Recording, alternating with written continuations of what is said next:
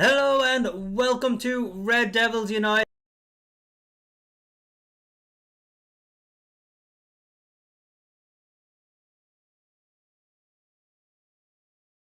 We have got audio, so bear with me.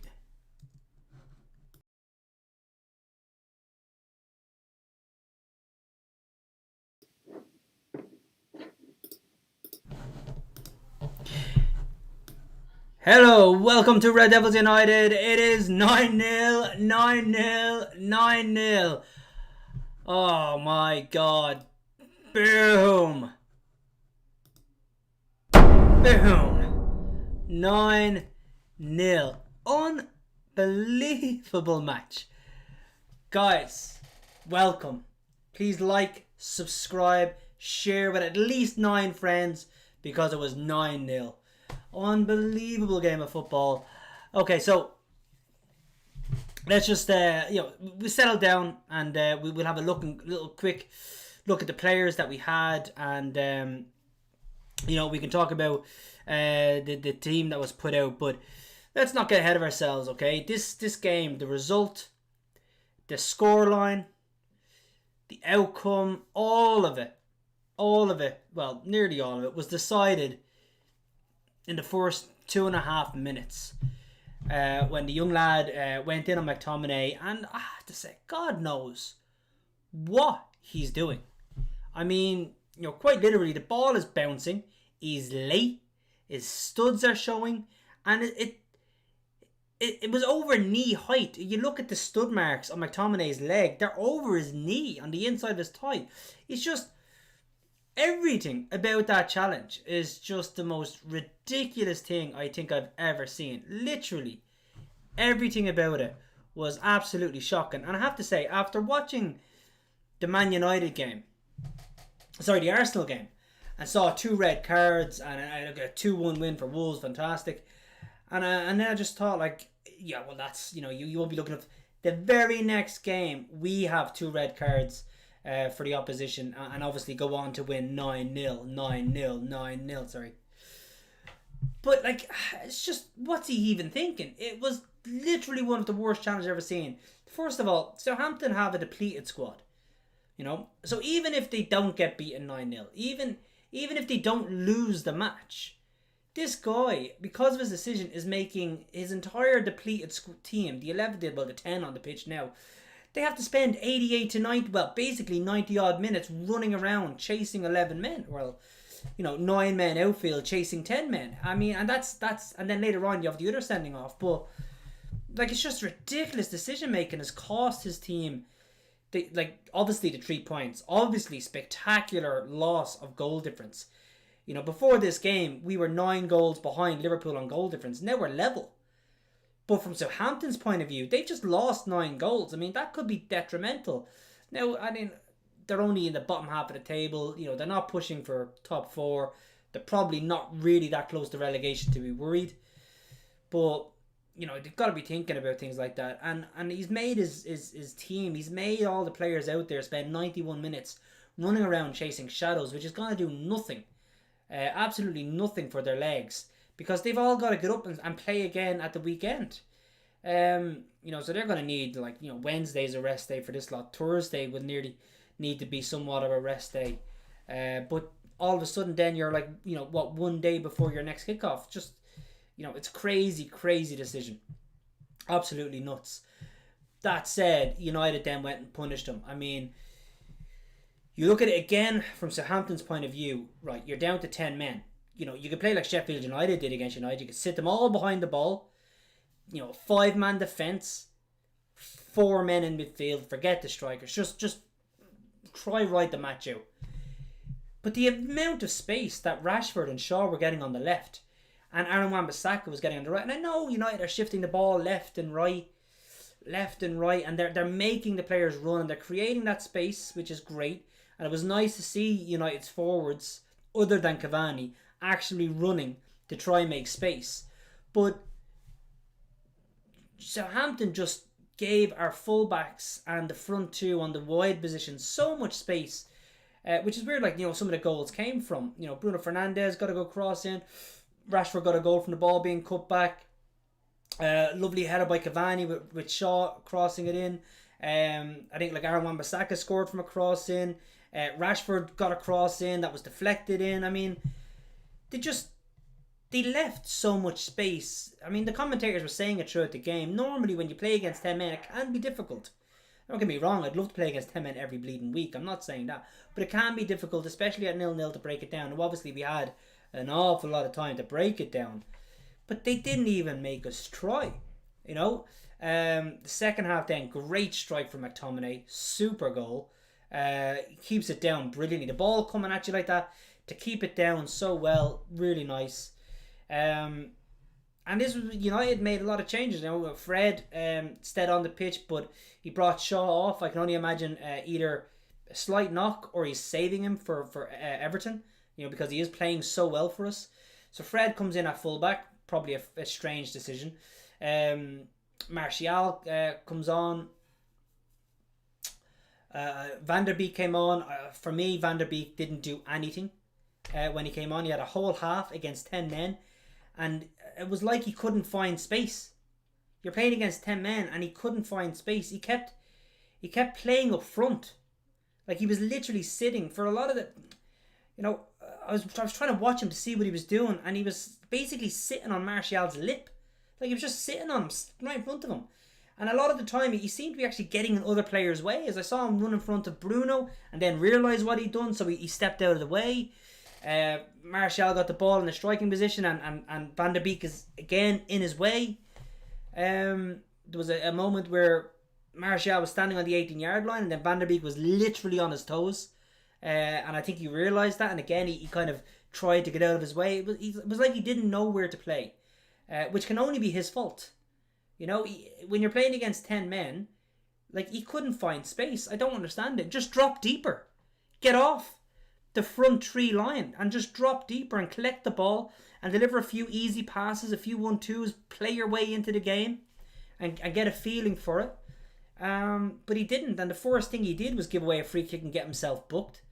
So yeah, very, very underwhelming half from Van der Beek, even though we were playing against 10 men and we were 4-0 up. I mean, there was no better time to get yourself on the ball as much as humanly possible, pass it around, build your confidence up, and maybe do a couple of 1-2s in the box rather than just constantly getting in people's way. Dan James got a goal towards the end, fair play to him. He was, I wouldn't say non-existent, but it's not like he had Shaw playing behind him. He had Fred playing behind him, so it was a bit of a mismatch on that left side. You had Dan James there, who, when you're playing against a low block, which we were at that stage, there's not a lot he can do because he's not very good on the ball. But then also he doesn't have the overlap of Shaw or anything like that because Fred's sitting behind him. So, that would have made it difficult for James. So I'm going to give him a little bit of a cushion. I'm not going to be too harsh on him. He also got his goal, so brilliant. But I think his overall play was meh. When Shaw and Rashford were out there, it was really nice. Martial played really well. Talk about the penalty in a second, but his goal was absolutely fantastic. Great touch on his chest, brilliant first touch with his foot to take it away from the defender and literally change his entire body angle towards goal, and then his finish up into the roof of the net. I mean, he took that brilliantly. So fantastic goal. He scored a poacher's goal again towards the end, which was nice. The penalty. So two things. One, he's running through and the defender runs at him. The defender's not running at the ball, right? So that's what we have to look at. He's a striker. He's run in this direction towards the goal, and the defender's running at this direction away from the goal. He's literally running at Martial. So at that stage, he's putting Martial off, which in itself is not a good idea. Martial knows the contact is coming because the defender at this stage can't avoid it. So Martial goes down. He knows the contact is coming. He goes down because he knows contact is coming. He doesn't go down because of the contact. So he's not brought down because of the contact. He can feel the guy coming, clips his calf. You can see a little tap on his knee. Very, very, very minor. Not nearly enough to bring a player down. So you can debate whether or not that's a foul. But in today's rules, from the defender's point of view, what are you even doing near Martial? What are you doing near his legs? Just stay away. Just stop running. The ball is miles away. The ball's gone. You're literally... Martial's touch has brought you out of the game. So simply stop. If you're a defender and you can't read the game well enough to know you're not getting anywhere near that ball, it's 5 feet away from you. I mean, you're literally running in the opposite direction to where the ball is going at this point. Martial's running towards the goal. The ball's going towards the goal, and you as a defender are going in completely the opposite direction, nowhere near the ball, and you don't stop. And you touch the player's legs. I don't care how hard. You're stupid. And you've literally caused a penalty, and it is a red card because you're not playing the ball. Okay, now you talk about Ferdinand talking about, well, I'm going to make sure I go through the player and the ball. The point about this tackle is that he hasn't got the option to go through the player and the ball to make sure he's not sent off for not playing the ball. He has no chance of even getting near the ball, which is the point. In this situation, it's not that he's decided to try pull out and then can't because he's too close. And it's not that he has the option to take the ball and the player and everything, because the ball is gone.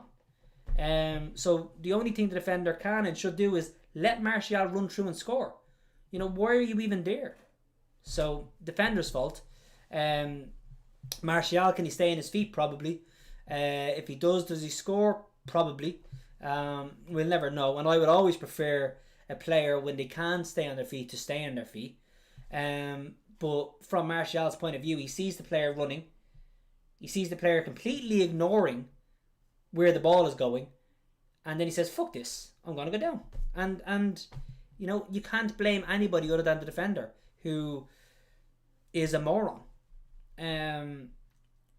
So that said, it also doesn't matter. I think the penalty was our 7th goal. We then went on to score an 8th and a 9th. So it doesn't really matter. What I would say is that the referee adds 3 minutes of injury time. The fuck is that? There was 6 subs. Right? That alone is 3 minutes. There was at least 3 or 4 minutes for the VAR and penalty decision. So that's 7 minutes. Then there's also stoppages throughout the game in the second half. If there's not at least 6 to 8 minutes that should have been played in injury time, and the referee only puts up 3. Some will say, well, why is that important? We were 9 goals behind Liverpool before this game, and we were level with them on goal difference. Goal difference is going to be massive when it comes to 4th and 5th. Okay? With the way this league is, it could easily be goal difference that separates 4th and 5th, which is hundreds of millions for a football club. Goal difference could separate 1st and 2nd if Man City, of course, drop more points, which they may. And even if it's not Man United, it could be Man City and Liverpool, it could be Man City and whomever. The fact is, though, this league is so close that goal difference could separate 1st and 2nd. So I don't care if the scoreline is 1-0 or 20-0. You have to play the proper amount of minutes. Because come the end of the season, if we lose, and let's just say for argument's sake, if we come 5th instead of 4th because of 2 goals, or 2nd instead of 1st because of 2 goals, because of goal difference, then you can point to that decision of 3 minutes injury time and say that has cost us. Because you look at it, we scored the 8th goal, we scored the 9th goal fairly quickly. There should have easily been enough time to get 10 or 11 with the way we were playing at that point, and it was only against 9 men, not even 10 men. It was against 9 men. So you could easily conceive of a 10th goal. It would be the record, winning 10-0. That would be the record. We currently hold a joint record, which doesn't sound as good. 9-0 Ipswich, 9-0 today. Leicester obviously beat Southampton 9-0. So we hold a joint record. So the referee's decision has potentially stopped us from getting the record of biggest win in the league, and has also stopped us from getting more goals in a season when goal difference could be vital, and the difference between millions. So I don't understand it. You cannot feel sorry for teams when they're getting beaten. You just play the rules. It's disgraceful from the ref.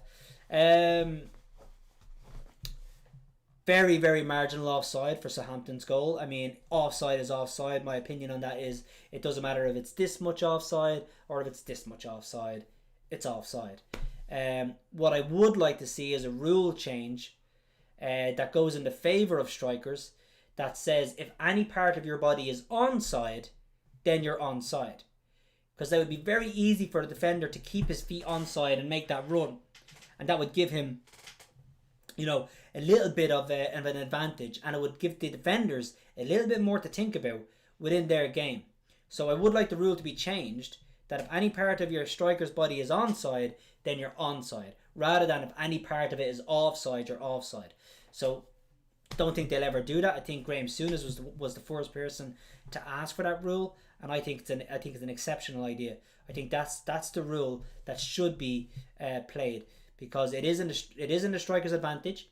And then if any part of him is not onside, and it's even this much, at least you can say, no, look, we've given you your whole body to keep some of it onside, and you failed to do that. You're off. And there's less sympathy then for strikers. Whereas right now, you know, if their toe is offside, they're being called offside, and it's very harsh on the striker, very difficult. And I think that the advantage should always go to the striker. So that's my rule change for offside. So Hampton player, he was offside. It was harsh, but that's the way it is. I would like to see it changed. Again, any part of your body is onside, then the goal stands. And it would lead to more goals in matches, and it would give strikers a bit more of an advantage within that area. So, I mean, that's all you can ask for. I want to thank anybody for joining live that they did. Please smash a like on the video. Hit the subscribe. We've just hit the 15 minute, just over the 15 minute mark. So that's the reaction. 9-0! Yeah! And the next game is on the way. Boys, thanks a lot. Fantastic. Tell you what, the first time I've been able to watch a Man United match in a while, that where I could actually just, I can't sit back watching United. It's a superstitious thing. I usually have to be sitting forward or standing up. But it's the first game I could actually watch them with ease, you know, be comfortable watching them. So long may that continue.